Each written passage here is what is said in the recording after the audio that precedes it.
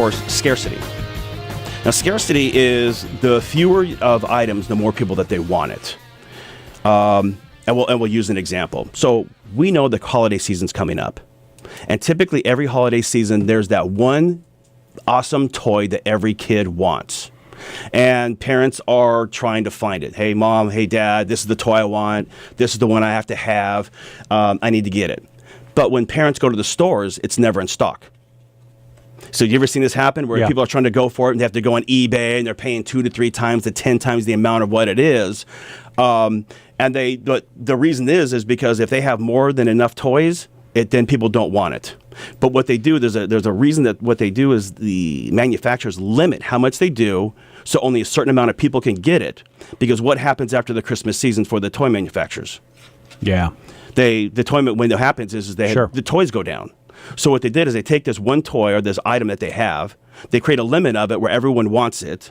On Christmas Day, some of the people don't get it, but what do they do get? Christmas money. Right. So in January, they release the toy again, or more mysteriously come about, and more people can get it. So they're using scarcity principle as, wait a second, I'm one of the few. I'm wearing the Nikes. I've got this diamond ring. Right. I've got this Chanel, Louis Vuitton. That's one of the most powerful. And now what you're doing at that place, when someone has that, it's now a brand and an image for them. Hey, you take a look at me. I've got what everyone else didn't have. So you're creating now a internal, hey, look at me. This is what I've got.